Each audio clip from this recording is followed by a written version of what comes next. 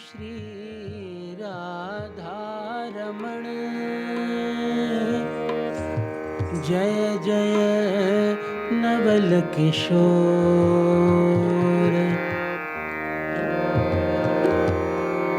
जय गोपी चित चोर प्रभु। जय जय माखन चोर। जय गोपी चित चोर प्रभु। जय जय माखन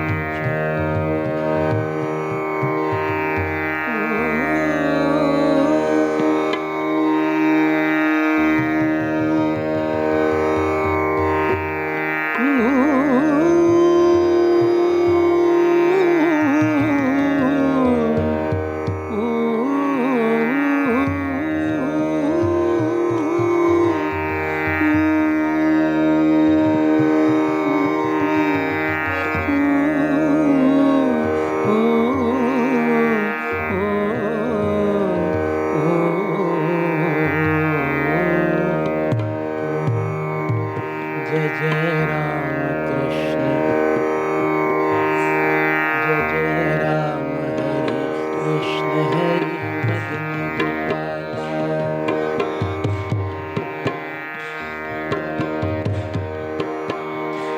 जय जय राम हरे कृष्ण हरे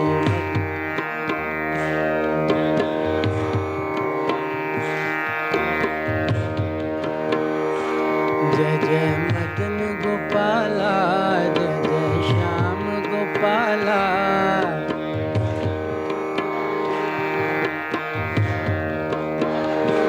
जय जय मदन गोपाला। जय जय श्याम गोपाला।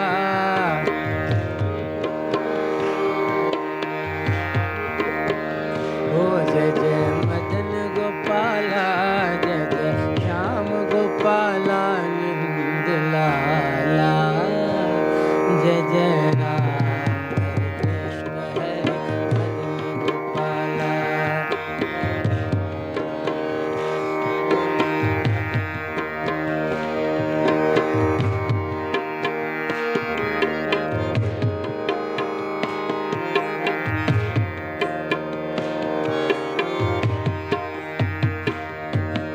मदन गोपाला श्याम गोपाला। मदन गोपाला रे बोलो नंद के लाला। ओहो ओहो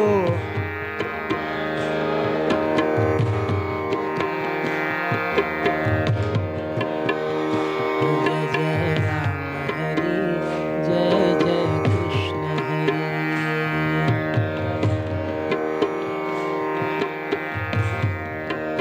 ओ मदन गोपाला श्याम गोपाला। मदन गोपाला रे बोलो नंद के लाला। ओहो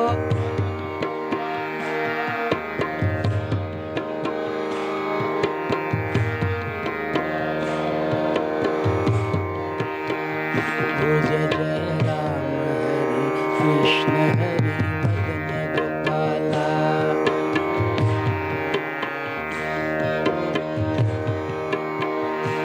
जय जय राम हरे कृष्ण हरे मदन गोपाला।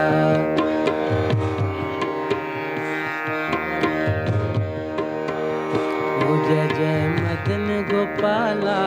जय जय श्याम गोपाला।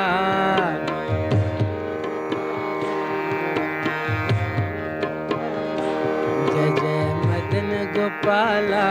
जय जय श्याम गोपाला नंद लाला। जय जय राम हरे कृष्ण हरे मदन गोपाला। हो जय जय राम।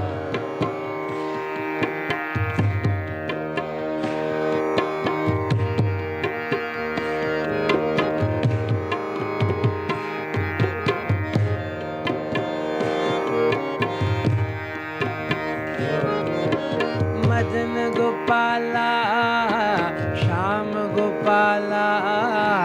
मदन गोपाला रे बोलो नंद के लाला। ओहो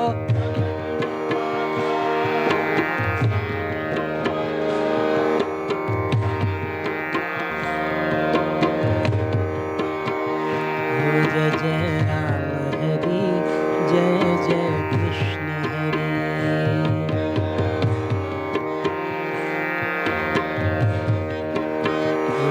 जय जय राम हरि, जय जय कृष्ण हरि।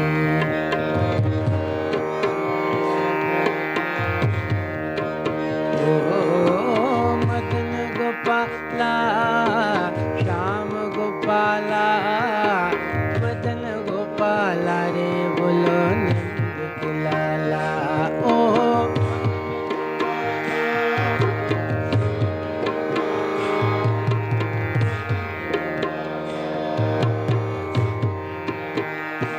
जय जय राम हरि कृष्ण हरि मदन गोपाला।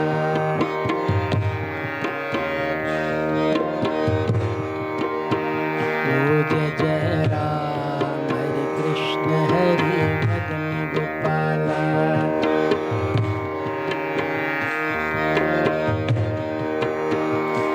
जय जय मदन गोपाला, जय जय श्याम गोपाला।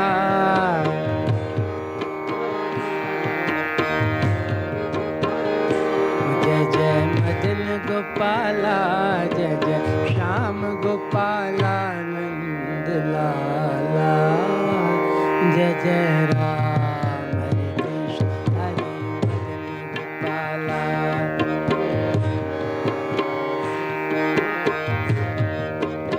ओ जय जय राम हरे कृष्ण हरे मदन गोपाला।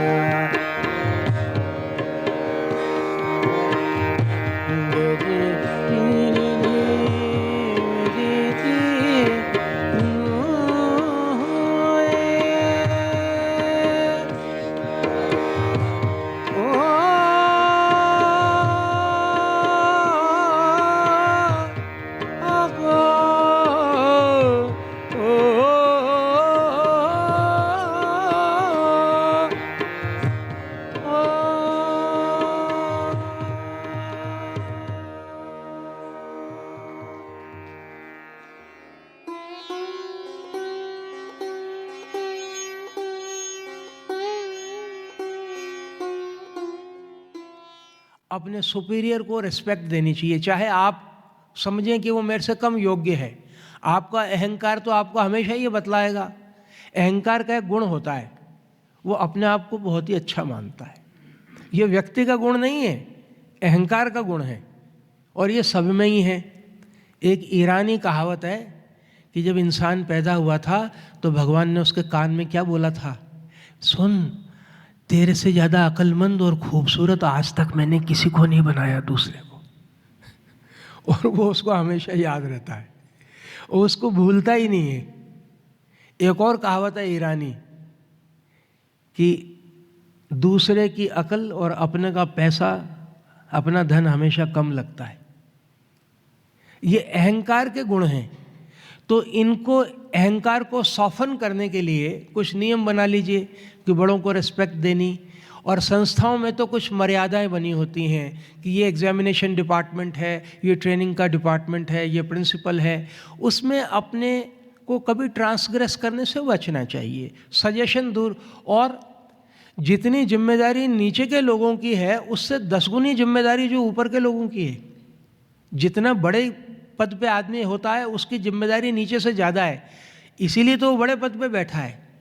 और संस्था में शांति और प्रेम के माहौल के लिए एक दो बातों की और ज़रूरत है कि संस्था के एडमिनिस्ट्रेशन में न्याय और प्रेम होना चाहिए। और प्रेम भले ना हो, न्याय तो होना ही चाहिए। न्याय और प्रेम में से प्रेम ऊंचा तत्व है, न्याय नीचा है। तो न्याय न हो, अब देखो फ्रांस, यूरोप और इंडिया में क्या फ़र्क है। बोलते हैं यहाँ जितना खाओ टैक्स लगा जाते हैं 90%, कोई भी आकर के चोरी कर लेगा, डकैती कर लेगा, न्याय नहीं है। इतनी मेहनत करते हैं, मिलता ही नहीं है कुछ। यूरोप में जाएंगे, अमेरिका में, तो जितनी मेहनत करेंगे उतने पैसे तो मिलेंगे। तो ये न्याय का फ़ायदा है कि नहीं है? एक जो उनका जुडिशियल सिस्टम है वो न्याय पे युक्त है, यहाँ करप्शन है। तो प्रेम दोनों जगह नहीं है, लेकिन एक जगह न्याय है। प्रेम तो बहुत ऊंचा तत्व है, प्रेम तो परमात्मा का स्वरूप है। न्याय परमात्मा की सीमित कृपा है और प्रेम परमात्मा की स्पेशल कृपा है। न्याय भी भगवान की कृपा है। आप एक ऐसे स्कूल में काम करते हैं जहां आपको आपकी योग्यता पे मूल्यांकन किया जाता है। एक आप ऐसी संस्था में काम करते हैं जहां पे सिफारिश के आधार पे आपका प्रमोशन होता है। तो ये उस संस्था की आप पे कृपा नहीं है कि आपके साथ न्याय होता है? क्यों बेटा पूजा? ठीक है ना?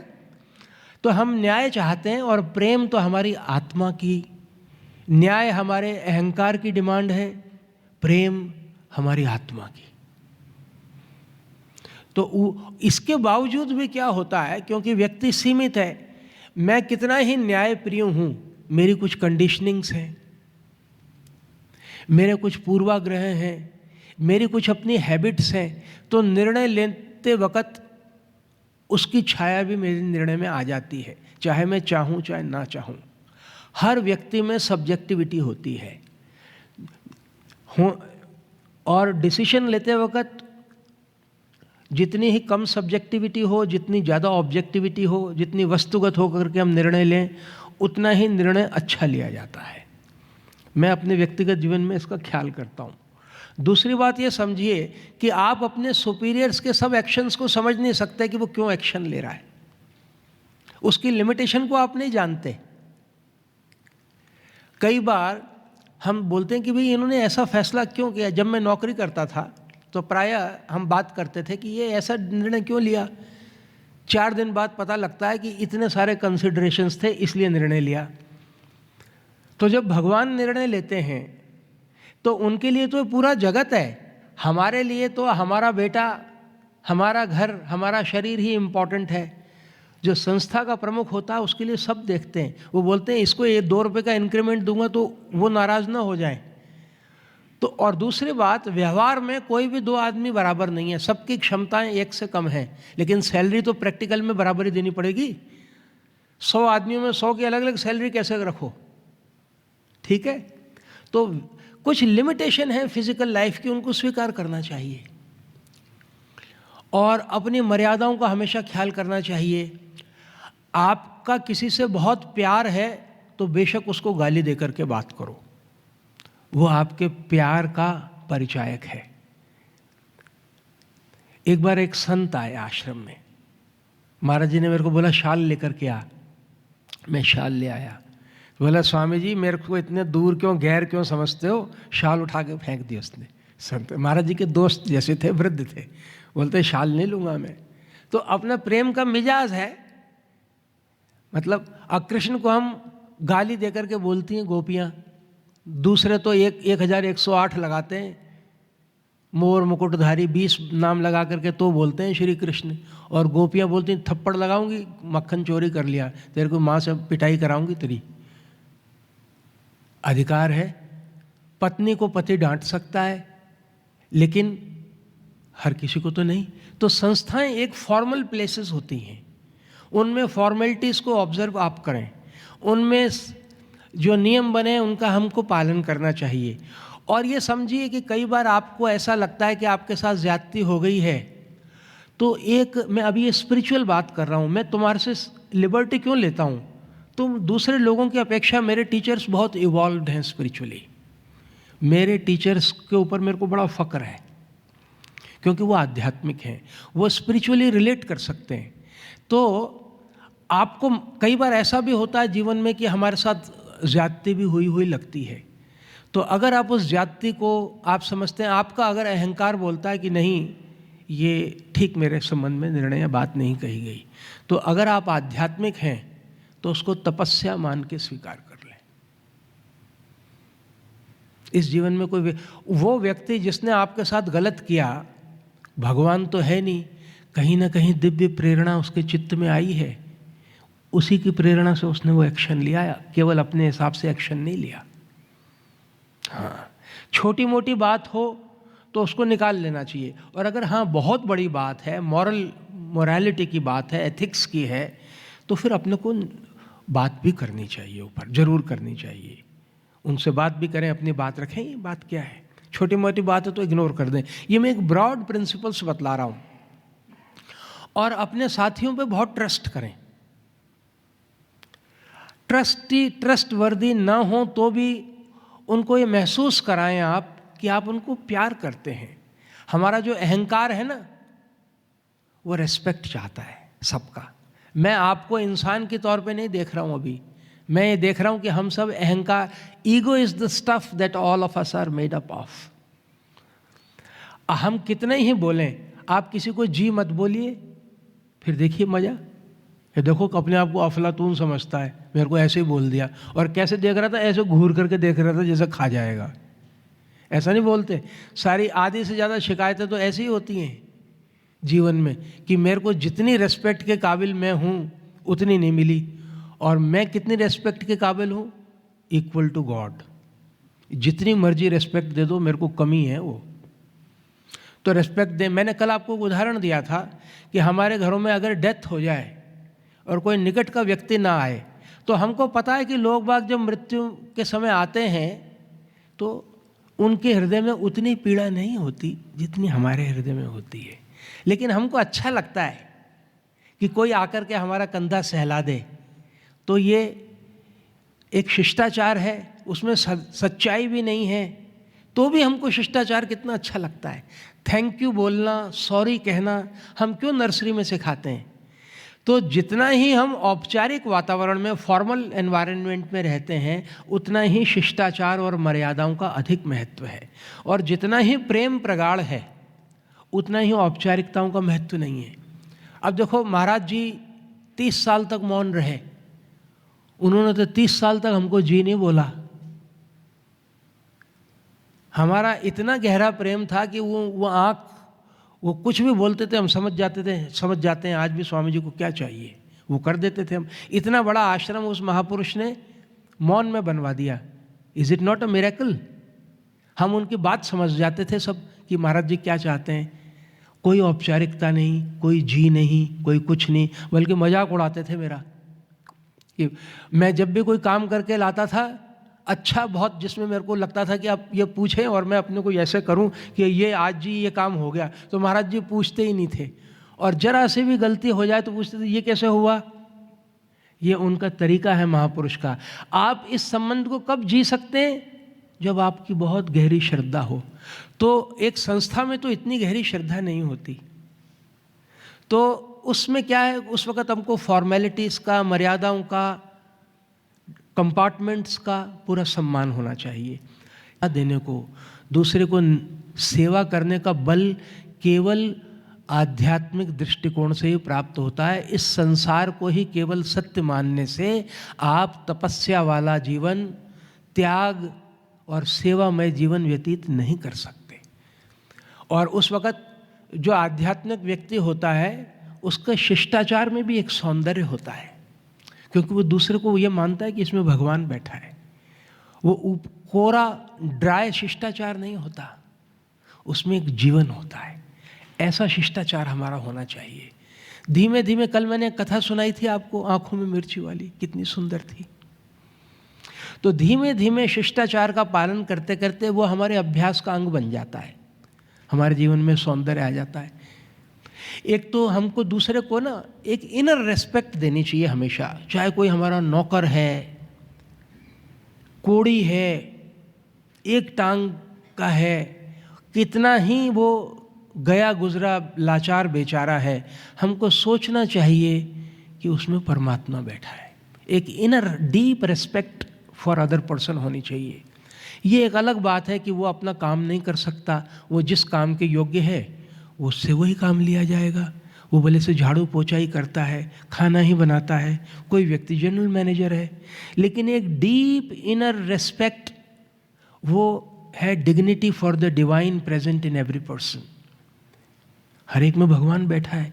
वो तो कर्मों का खेल है कि कोई ऊंचा और कोई नीचा है, किसी को कोई सोने चांदी की उसमें रोटी में थाली खाता है और कोई उसमें, लेकिन लाइन में तो सब लगे हुए हैं मौत की, अपनी अपनी प्रतीक्षा कर रहे हैं टर्न की, क्या सोने की खाली और क्या मिट्टी की थाली। सब सपनों की बातें, रियल में कुछ नहीं है। हाँ, वास्तव में तो सब एक स्वप्नवत है। तो ये इसके वो है। एक ना हमारा सबका स्वभाव बना होता है। आपने ये सुना कि भाई उसको समझाया तो बहुत, लेकिन अब उसकी नेचर ही ऐसी है। एक बहुत पेट सेंटेंस आपने सुना है कि नहीं? उसको हमने बहुत समझाया, लेकिन उसका स्वभाव है। हम सब अपने पूर्व जन्मों के कारण एक स्वभाव लेकर के आते हैं, अच्छा बुरा मिक्स्ड व्हाटएवर। तो क्या होता है कि जब आप अपने जीवन में कॉन्शियसली एक स्पिरिचुअली ओरिएंटेड लाइफ जीते हैं, तो आप अपने स्वभाव को ट्रांसेंड कर पाते हैं, उसका अतिक्रमण कर पाते हैं। नहीं तो केवल इंटेलेक्चुअली सुनने से बातें नहीं होती हैं, दिल में बात तो लगेगी। आध्यात्मिक व्यक्ति वो नहीं है जिसको दिल में बात लगे ही ना। आध्यात्मिक व्यक्ति वो है जिसको दिल में बात लगे तो, लेकिन वो उसको जल्दी से उससे अपनी जान छुड़ा करके उससे ऊपर उठ जाए। हम इंसान हैं, कोई बात कहता है हमारे को, गाली देता है, अपमान करता है, तो थोड़ा तो कष्ट होता है। आध्यात्मिक व्यक्ति रिकंसाइल कर लेता है। मेरे गुरु भाई प्रबोध चेतन जी का शरीर छूटा था, तो किसी सेवक ने स्वामी जी को पूछा आपको दुख हुआ? स्वामी जी ने बोला दुख क्यों नहीं होगा, अब वो महापुरुष हैं, आत्म साक्षात्कार उपलब्ध महापुरुष हैं, तो भी फिजिकल लेवल पर रहते हैं। और करुणा जो है ना, वो एक दैवीय गुण है। महाराज जी ने बोला दिल ही तो है न संगो खिश्त, दर्द से भर आए, दर्द से भर क्यों न भर आए न क्यों, रोएंगे हम हमें हजार बार, हमें कोई मनाए क्यों। ये मेरे को ध्यान है आज भी, उन्होंने ये शेर पढ़ा है। 1997 की बात है, 27 दिसंबर।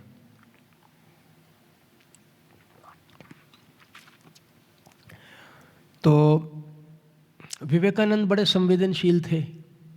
जब वो गरीबों की बात करते थे, कितने बड़े ज्ञानी थे वो सारे, उनको संस्कृत, इंग्लिश, बंगला, हिंदी के मास्टर थे, लॉयर थे, सारे मॉडर्न पर्सपेक्टिव में वो सारे ग्रंथ, उन्होंने वेदांत की सुंदर बातें किया करते थे। उनके पूरा साहित्य मैंने पढ़ा है। लेकिन भारत की गरीबों की दुर्दशा पे जब वो चिंतन करते थे तो फूट फूट कर रोने लगते थे। इतनी संवेदनशील होना बुरी बात नहीं है। रोना निर्बलता की निशानी नहीं है ना, not always, maybe sometimes, but no. भगवान की याद में रोना ही चाहिए। अपने से कोई गलती हो जाए रोना ही चाहिए, क्यों नहीं? तो संवेदनशील होना, इमोशनल होना is not a bad quality. Over power ना कर ले हमको, हमारी जिम्मेदारियों को निर्वहन करने में बाधा ना पहुंचाए। और इमोशन से ही तो काम होते हैं जगत के, ठीक है ना।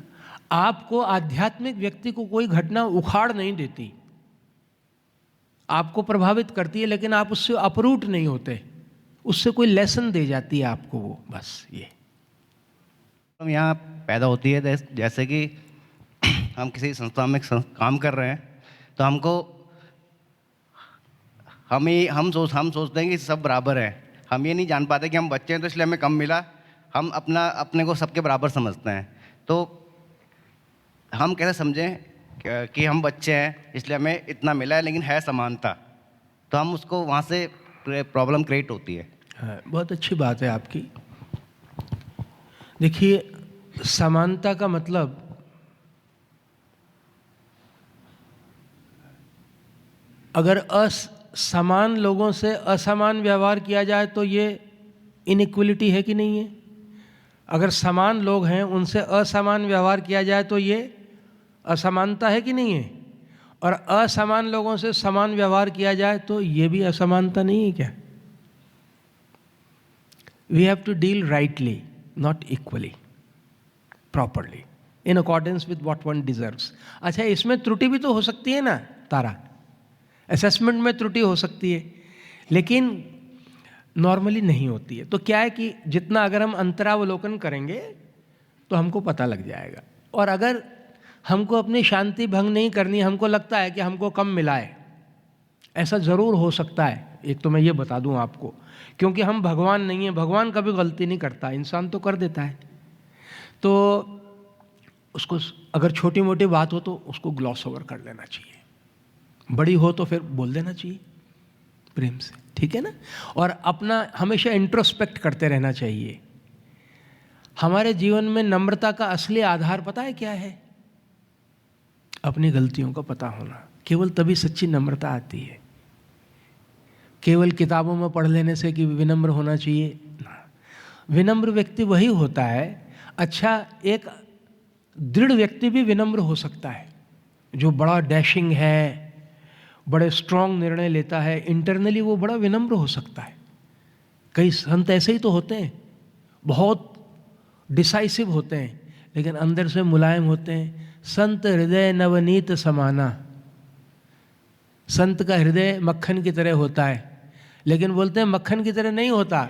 मक्खन तो दूसरे के दुख से गर्मी से पिघलता है, नहीं अपने उससे उसको गर्मी लगती है, तो संत दूसरे के उससे। तो आप नम्र होते हैं कब? जब आपको, और आप में गलतियां हैं ही, हम में त्रुटियां तो बहुत है ना, तो इसलिए। और दूसरा, जब हम भगवान के भक्त होते हैं, अब बताइए तुलसीदास जी ने विनय पत्रिका में अपने को इतना भला बुरा क्यों कहा? सूरदास जी ने ऐसा क्यों कहा, कौन कुटिल खल कामी, ऐसा कैसे कह दिया? भला सूरदास जी कैसे दुष्ट हो गए? अगर सूरदास जी अपने में दोष देख सकते हैं तो क्या हमारे में दोष नहीं होंगे? हो सकते हैं ही। तो इसलिए जीवन में एक जीवन मुलायम होना चाहिए, फ्लेक्सिबल होना चाहिए, परमानेंट गांठें नहीं होनी चाहिए। 4 दिनों का जीवन है। जो भगवान के भक्त हैं ना, वो हमेशा भगवान से शिकायत करते हैं कि तूने मेरे को मेरी लायकी से ज़्यादा दिया, ये मेरा तेरे पे इल्ज़ाम है। अगर मैं अपनी तरफ देखता हूँ तो मैं बिल्कुल कह सकता हूँ कि मैं 2 रोटी के काबिल नहीं हूँ, रोज़ मेरे को 2 रोटी मिले, I do not deserve it, not for sure. ये उनकी शिकायत रहती है कि तूने मेरी लायकी से मुझको ज़्यादा दिया। किसी भी भक्त को देख लो आप। तो इसलिए हमारा जीवन में जितना ही मुकेश बहुत अच्छे टीचर हैं, बहुत अच्छे इंसान हैं, मुझे पता है, इसलिए इतना सुंदर प्रश्न पूछ रहे हैं।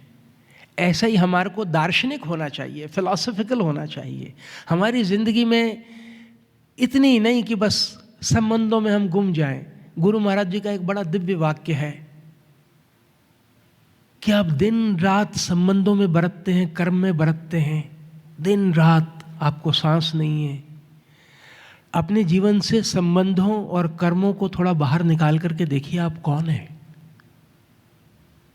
वो आप हो सच में। कर्म और संबंध आपके सच्चे स्वरूप पे पर्दा डालते हैं, उसको निखारते नहीं है भावना। कर्म आपके सच्चे स्वरूप को क्लाउड करते हैं। They conceal your true being, they do not reveal your true being, they conceal it. तो जब हम बूढ़े होते हैं तो क्या होता है? कर्म जीवन में से निकल गए, कुछ कर नहीं सकते, संबंध हमारी तरफ से तो बने हुए हैं, उधर से कट रहे हैं, तो संबंध भी विरल हो गए, कर्म भी समाप्त हो गए। We have become nobody from somebody. उस वक़्त हम छटपटाते हैं, स्वरूप का ज्ञान नहीं है, डिप्रेशन होता है भारी।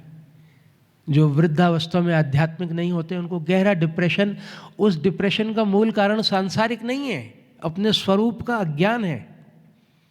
तो तुम बहुत भाग्यशाली हो जो टीचर्स, अब जो मैं तुमको बातें बता रहा हूँ, ये तुम्हारे संसार को जीने में कहाँ आड़े आती हैं, इसमें मदद करती हैं। मैं ये तो नहीं कह रहा कि तुम संसार में अपने बच्चों की सेवा मत करो या अपने अपनी जॉब्स मत करो, मैं तो तुमको ज़िंदगी का दर्शन बतला रहा हूँ कि जीवन ऐसे जियो। ये प्रश्न है बबीता के, मैं सब नहीं ले पाऊँगा, प्रश्न बहुत सारे हैं, 8-10। स्वामी जी, कभी कभी न चाहते हुए भी हमारे मन में दूसरों के लिए बुरे विचार आ जाते हैं, तो क्या उस दिन का हमारा ध्यान व्यर्थ होगा? नहीं, व्यर्थ नहीं होगा।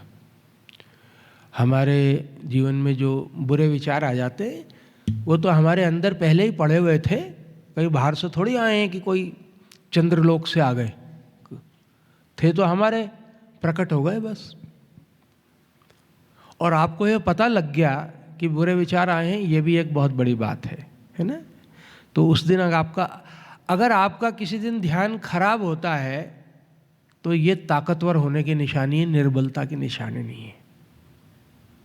बुखार आना किस बात का प्रमाण है कि आदमी जिंदा है? मुर्दे को बुखार आता है क्या कभी? अशांत होना इस बात का प्रमाण है कि आप जीवित हो और शांति आपको प्राप्त हो सकती है। हमेशा पॉजिटिव इंटरप्रेट करो अपनी चीज़ों को।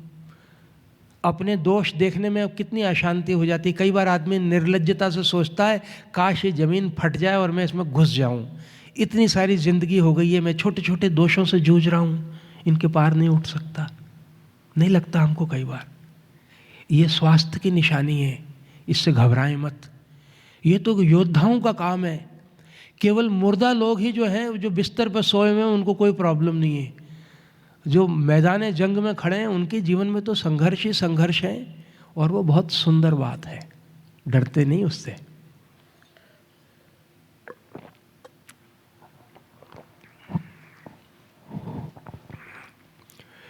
कभी कभी जब जाप करते समय हम किसी बात से परेशान होते हैं तो उस समय में जाप करना चाहिए या कुछ समय पश्चात करना चाहिए? Very good question. बोलते हैं कई बार हम जाप करते समय परेशान हो जाते हैं। परेशान होने के दो ही कारण हैं कि कोई बहुत अशांति हो गई है, कोई बहुत गहरी बात हुई है जिससे हमारे को बहुत चोट पहुंची है, और या बहुत खुशी की बात हो गई है। आध्यात्मिक दृष्टि से दोनों ही प्रॉब्लम है। ज़रूरत से ज़्यादा एक्साइट हो जाना और ज़रूरत से ज़्यादा डिप्रेस हो जाना, बोथ आर प्रॉब्लम सेम, क्योंकि दोनों आपको परमात्मा से हटा देते हैं। तो उस समय मैं कहता हूँ कि थोड़ा रोक दें जाप, क्योंकि मैकेनिकली उसको घसीटे मत। उस वक़्त आप उसको ना अपने मन को देखते रहें, दृष्टा बन करके 2-4-5 मिनट देखते रहें चुप करके। और फिर जैसे ही मन, भगवान को प्रार्थना भी कर सकते हैं कि प्रभु मेरे को बल दो, मैं तुम्हारी बेटियाँ हूँ, मेरा मन अशांत है, मेरे को ताकत दो। अपनी शक्ति से, भगवान में ऐसी शक्ति है बेटा कि वो तुम्हारे सब जख्मों पर मरहम लगा देते हैं, आपको नव जीवन प्रदान करते हैं। ये कोई कहानी नहीं है, ये सत्य है। तो भगवान से प्रार्थना करो और थोड़ी देर अपने मन को दृष्टा की तरह देखो, कहाँ से उठ रही हैं, इसके कारण क्या है। ज्ञान प्रधान स्वरूप है तो दृष्टा बन के देखो। भगवान की बिटिया ज़्यादा मानती है तो भगवान से प्रार्थना करो, और जैसे ही चित्त स्वस्थ हो तो फिर जाप में बैठो। छोड़ना नहीं है हमने भगवान को। जीवन में कितनी ही बड़ी दुर्घटना हुई है बेटा, कितनी भी बड़ी, कहीं ना कहीं उसके पूर्व जन्मों का, इस जन्म का कहीं तारतम्य है। बिना भगवत इच्छा के कोई घटना होती नहीं है। हमारे लिए कोई लेसन है, कोई ना कोई उसमें संकेत है। ठीक है, सबको मुकम्मल जहां नहीं मिलता। जगजीत सिंह की गजल है। तो ऐसा एक भी व्यक्ति बता दो जो मूंछों पे ताव दे के मरते हुए ये कह सके कि मैंने पेट भर के जीवन जिया, मेरे को कोई शिकायत नहीं है, I am going completely satisfied, सिवाय संत के कोई ऐसा नहीं कह सकता। तो इसलिए जीवन को स्वीकारना होगा। जब भगवान हमेशा हमारे साथ और हमारे मन में हैं तो हम माला का जाप गिनकर क्यों करते हैं? ये बेटा तुमने ये जो जब शब्द लगाया है ना, इसी ने प्रॉब्लम की है। जब भगवान हमारे साथ हैं, इसका मतलब आपको डाउट है। अगर भगवान, ये अगर मगर क्यों लगाया आपने? सीधा लिखते भगवान हमारे साथ हैं।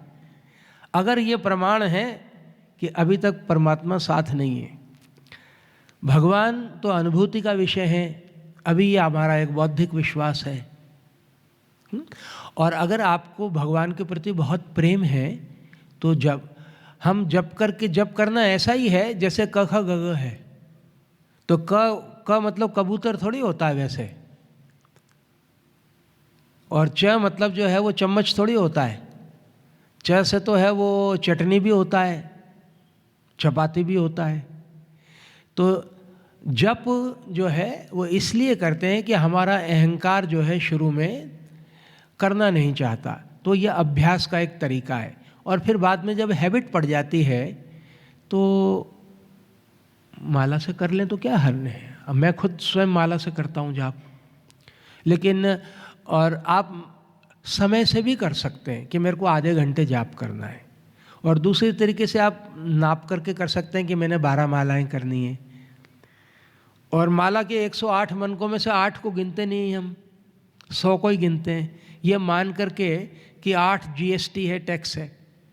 इतनी देर हमारा मन इधर उधर भटक रहा होगा, हमने भगवान का सुमरन नहीं किया होगा। इसलिए अहिंसा मतलब कम हिंसा, बस। बिल्कुल अहिंसा संभव नहीं है जब तक द्वैत है। जब आपको अद्वैत की अनुभूति होगी कि आपके अलावा कोई नहीं है, तब तक जब तक दूसरा है तब तक हिंसा है।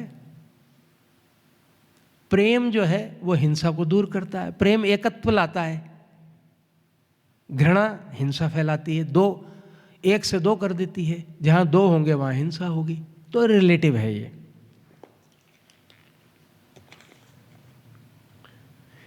एक नेहा वर्मा हैं, प्रशिक्षु हैं, ये पूछती हैं, हरिओम स्वामी जी, अगर मनुष्य के द्वारा किए गए सब कर्म भगवान की स्वेच्छा से होते हैं तो मनुष्य केवल अच्छे कर्म क्यों नहीं करता? Very good question. इसने बोला है कि अगर सब कर्म भगवान की इच्छा से हो रहे हैं तो भगवान हमें बुरे कर्म क्यों करने देता है? नेहा कौन है? हाँ जी,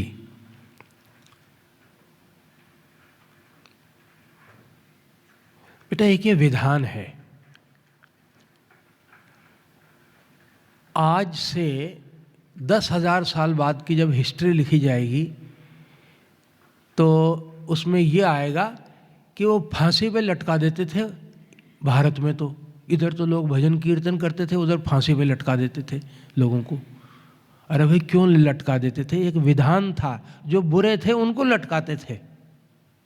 तो विधान में तो अच्छा भी होता है। अब हमारा विद्यालय बहुत अच्छा है, लेकिन क्या हम दंड नहीं देते क्या?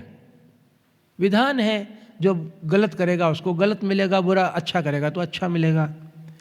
तो जब मनुष्य की, ये बहुत गहरा फिलॉसफिकल प्रश्न है, तो जब मनुष्य की चेतना तक विकास हो जाता है तो हमारे अंदर मन तत्व का विकास होता है?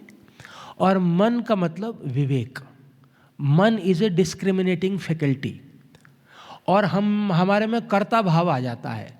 अब पशु में कर्ता भाव नहीं होता, पशु रिस्पॉन्सिबल नहीं होता अपने कर्म का, उसको ना दंड मिलता है। अब देखो गाय जो है, उसने वेजिटेरियनिज्म ऐसे नहीं हुई जैसे आप हो गए वेजिटेरियन, वो जन्म से ही वेजिटेरियन है।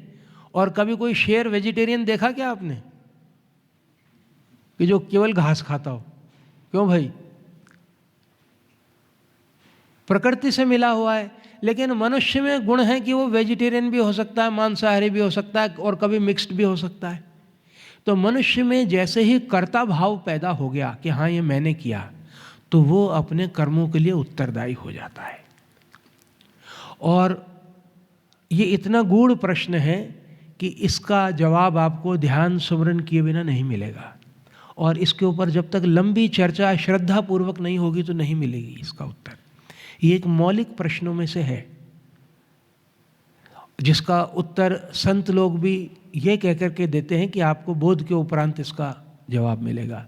तो कह सकते हैं जब तक आप में कर्ता भाव है तब तक आपको इस प्रश्न का उत्तर नहीं मिलेगा।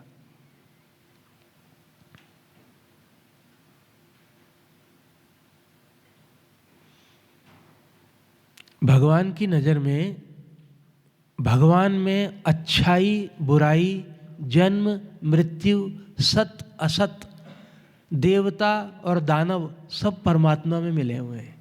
बुराई भी उन्हीं में से है, वो उनके विधान का भाग है। भगवान ने क्या बोला है? सब कुछ बोला ना, बुद्धि ज्ञानम मत सम्मोह क्षमा सत्यम दमः शमः सुखम दुखम भय भाव भी तो बोल दिया। भय भी हूँ, सत भी हूँ, असत भी हूँ, सब कुछ भगवान में से है। बुराई भी मुझ में से आती है, अच्छाई भी आती है, और बुराई और अच्छाई के परे जो एक ट्रांसेंडेंस है वो भी परमात्मा से है। ठीक है, तो हमको भगवान के अच्छे विधान के साथ आइडेंटिफाई करना है। और भगवान ने हमको, कभी भगवान ने सपने में आकर के बोला कि बुरा काम करो, ऐसा तो नहीं शायद बोला होगा। एक सद्विवेक हमारे हृदय में स्थापित है जो हमको बिना किसी ट्रेनिंग के गलत काम से रोकता है। लेकिन जो व्यक्ति काम में बहुत मसरूफ़ रहते हैं, जो हिंसा कर कर के जिनकी चेतना पे इतनी मोटी काली काले कंबलों की चादरें पड़ गई हैं, पर्दे, वो उस आत्मा की आवाज़ को नहीं सुन पाते। जो रोज़ ध्यान में बैठते हैं, जो लोगों की निष्काम सेवा करते हैं, वो उस आत्मा की आवाज़ को ज़्यादा अच्छी तरह सुन पाते हैं। वो बड़ी मुलायम आवाज़ होती है, उसको सुनने के लिए एक स्थिरता की ज़रूरत है, वो आपको गाइड करती है। मनुष्य का सबसे बड़ा गुरु उसका अपना विवेक होता है, अंदर ही बैठा है। दीक्षा पूछती हैं, सभी मनुष्यों के अंदर भगवान हैं तो फिर हमारे द्वारा गलत काम क्यों हो जाता है? मैं समझता हूँ मैंने इसका उत्तर दिया अभी, है ना, कि दोनों तरह के विधान हैं। आपके यहाँ शराब खाना भी है, आपके मोहल्ले में जुआ घर भी है, जिम्नाजियम भी है, मंदिर भी है, एक संत की कुटिया भी है। चले जाइए जहाँ आपको ठीक लगता है। गुरु के बिना हम अपना लक्ष्य नहीं पा सकते। अगर मुझे आध्यात्मिक मार्ग पर चलना है तो भगवान का भजन करना है, तो क्या मुझे आध्यात्मिक गुरु बनाना आवश्यक है? गुरु, आध्यात्मिक गुरु बनाना कोई बहुत जरूरी नहीं है, और कोई आवश्यक नहीं है कि जरूर जीवन में हो ही। अंदर बैठे हैं भगवान, उससे सीधा कनेक्शन कर पाएँ तो ज़रूरत नहीं है। और चूँकि हमारा मन बहुत भटकता रहता है, इधर उधर मुंह मारता रहता है, अगर कोई शरीरधारी गुरु भी हों और उससे आपको प्रेम हो जाए, आप उसके बाहरी स्वरूप के ऊपर ध्यान न दे करके उसके अंदर बैठे परमात्मा से जुड़ सकें, तो बहुत बड़ा महत्व है। हिंदू धर्म में गुरु का बड़ा महत्व होता है। एक छोटी सी चीज़, गणित सीखनी हो तो टीचर चाहिए, तो जहाँ पे, और बाहर की दुनिया में हमारे को गाइड चाहिए होते हैं। तो अंदर मन की जो गहरी परतें होती हैं, अंदर इतने स्पिरिचुअल एक्सपीरियंसेस होते हैं, इतनी कठिन जर्नी है मन की, विज्ञान की, इमोशन की, और इतनी रुकावटें होती हैं, उनमें कोई गाइड कर सकता है। और अगर आपको किसी से, आपको संत से प्रेम हो जाए, आपको लगे इसके पास बैठ कर के मेरे को शांति मिलती है, तो बना भी सकते हैं। और कोई नहीं भी बनाए, बहुत सारे संत ऐसे साधक हुए जिनके जीवन में शरीरधारी गुरु नहीं थे, और बहुत सारे ऐसे थे जिनके जीवन में थे भी। श्री कृष्ण तो भगवान हैं लेकिन मैंने कहीं पढ़ा है कि भगवान श्री कृष्ण को महापुरुष कहा गया है। श्री कृष्ण तो सर्वोपरि हैं, क्या उन्हें महापुरुष कहा जा सकता है? हाँ, कहा जा सकता है। आपकी नज़र में सर्वोपरि हैं तो बहुत अच्छी बात है, लेकिन अपन दूसरे पे ऐसी क्यों आशा करें कि वो भी वैसा ही माने? अब जैसे जो मुसलमान भाई हैं, ईसाई हैं, अगर वो नहीं मानते तो मत माने, वो अपने अपने कंसेप्ट। भगवान तो अनंत भाव में है ना, भगवान तो निर्गुण निराकार भी हैं, श्री कृष्ण भी हैं। हमारी मान्यता है, मैं भी भगवान कृष्ण का उपासक हूँ, लेकिन मैं उनको अपने जीवन तक ही रखता हूँ, या मैं आप लोगों से बात करता हूँ। अगर मेरी असेंबली में अभी मुसलमान होंगे तो मैं इस भाव से उनको अपने भाव उसके ऊपर थोपूंगा नहीं। तो अपनी मान्यता जो है, भगवान अनंत भाव है, लेकिन इतना ध्यान रहे कि जो परमात्मा है वो श्री कृष्ण तो है, लेकिन केवल वही नहीं है, राम भी वही है, उसके अनंत नाम और रूप हैं। हम मानते हैं कि भगवान श्री कृष्ण परब्रह्म परमेश्वर के पूर्ण अवतार थे। तो तुम खूब भक्ति करो श्री कृष्ण की, लेकिन जो श्री कृष्ण को महापुरुष मानते हैं उनसे द्वेष न करो, उनको गलत मत समझो। अगर भगवान सर्वशक्तिमान हैं तो उनमें इतनी शक्ति नहीं है कि वो कृष्ण बन सकें।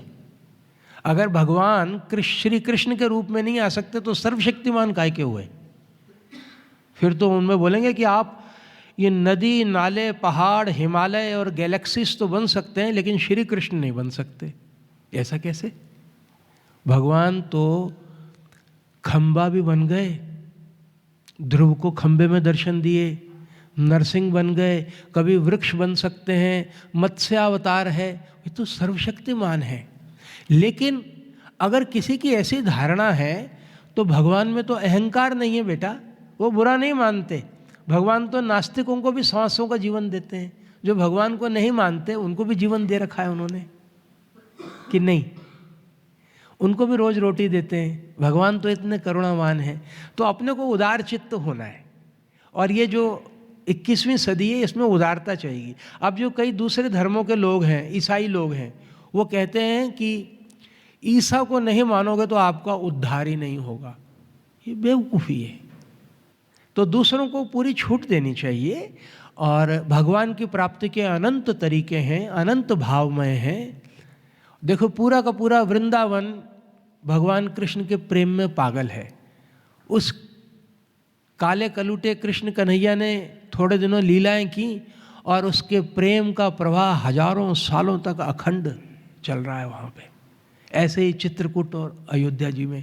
तो हम तो अवतारवाद को मानते हैं, लेकिन हम उनसे घृणा नहीं करते जो इसको नहीं मानते। बस इतनी बात। और हम अपने धर्म पे दृढ़ भी हैं। जो तुम्हारी भावना है कि भगवान श्री कृष्ण सर्वोपरि हैं, तो ऐसा ही है, इसको रखो। हाँ। लेकिन जो दूसरा नहीं मानता तो उसको बोलो तुम मत मान।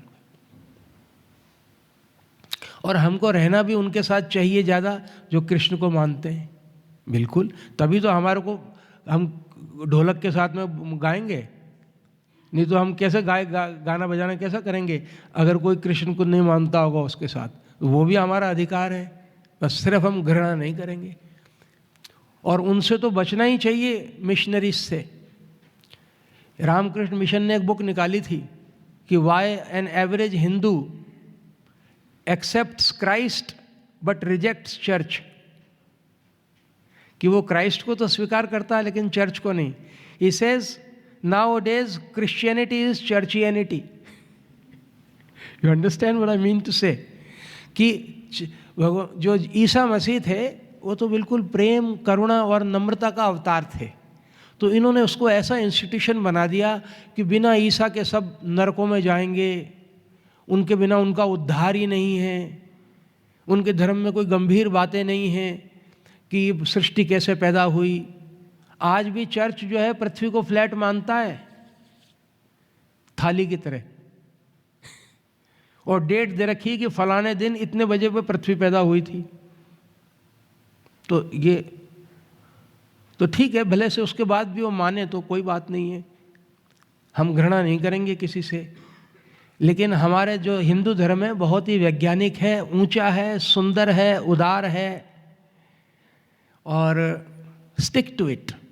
आपकी सुगंध चारों तरफ फैली रहेगी ना, सारा समाज इसकी गवाही देगा आपकी प्रगति हो रही है। अच्छाई किसे अच्छी नहीं लगती।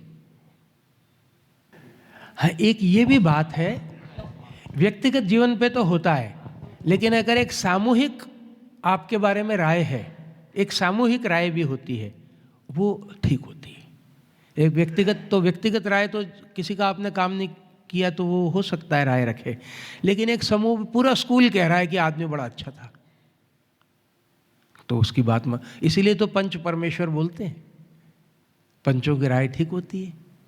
सब बोल रहे हैं कि भाई ये तो अच्छा, एक आदमी की राय बोलेगा अरे यार तेरे को नहीं दिया तो तू ऐसे ही बोल रहा है, हम जानते हैं उसको बहुत अच्छा आदमी है, वो क्या बोल रहा है तू। आपस में झगड़ जाते हैं लोग अच्छे आदमी के लिए। और देखिए जीवन में थोड़ा सा जीवन है, मैं कहता हूं कि हमारा जो स्पिरिचुअल लाइफ है ना, वो केवल 25 वर्ष है, बस 25 से 30 वर्ष, जिसमें हम विगरसली परमात्मा को, बाद में हमारी हैबिट बन जाती है, फिर उसी हैबिट से हमको। तो अभी आप लोगों की जो है ना, जो हमारे जो यंग ट्रेनीज हैं, इनकी उम्र है कि जीवन का ठीक ठीक निर्णय पक्का कर लें, और 50-55 वर्ष तक गोल्डन पीरियड होता है जीवन में, जो भी कुछ हम हासिल करना चाहते हैं उसका। तो अभी अपने निश्चित कर लें 100 बात की एक बात रोज एक आधा से पौन घंटा अपने भगवान के लिए दें। बस 20 मिनट तो जाप में जरूर बैठें, 10 मिनट डीप ब्रीदिंग में जरूर बैठें, आधा घंटा तो दें। जिस परमात्मा ने जीवन दिया है उसकी उतना भी आपको इतना भी टाइम नहीं है। तो वो जो परमात्मा जिनके आप अंश हैं, जिन्होंने आपको ये जीवन की भेंट दी, उसके लिए आपके पास आधा घंटा नहीं है क्या? आप इतने अफलातून हैं क्या? आप क्या हैं जो आपके पास टाइम नहीं है उनके लिए? आप इतने बड़े कहाँ से हो गए, आप और हम? समय दो उनको, समय निकला जा रहा है। भगवान आपके पिता हैं, आपकी आत्मा है, उनको समय दो, उनको प्रेम करो। अंत में उन्हीं के पास लौटना है हमने। जान की जय बोलो, श्री हनुमान की जय। राम लक्ष्मण जान की जय बोलो, सीता राम की जय बोलो, गंगा मैया की जय बोलो, चारों भैया की जय बोलो, गंगा मैया जय बोलो, जमुना मैया की जय बोलो, चारों भैया की जय बोलो।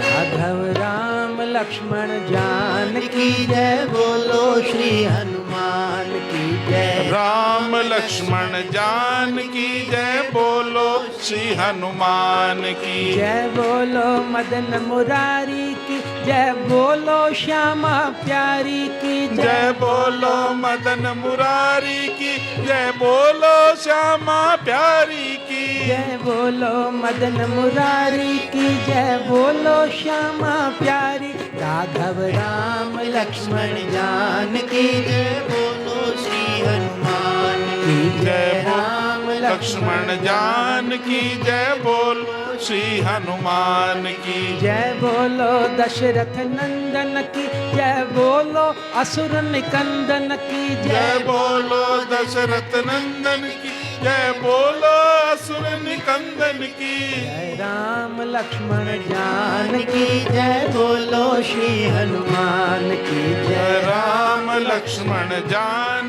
की जय बोलो, श्री हनुमान की जय बोलो, जय बोलो, मदन मुरारी की जय, नीलकंठ त्रिपुरारी की जय बोलो, मदन मुरारी की जय, नीलकंठ त्रिपुरारी की राघव राम लक्ष्मण जान की जय बोलो, श्री हनुमान की जय। राम लक्ष्मण जान की जय बोलो, श्री हनुमान की जय बोलो, मात भवानी की जय, जगदम्बे कल्याणी की जय बोलो, मात भवानी की जय, जगदम्बे कल्याणी की जय बोलो, मात भवानी की जय, जगदम्बे कल्याणी। राघव राम लक्ष्मण जान की जय बोलो, श्री हनुमान की जय। राम लक्ष्मण जय बोलो, श्री हनुमान की जय बोलो, सतगुरुदेव की जय, सब देवन के देव की जय जय। बोलो, सतगुरुदेव की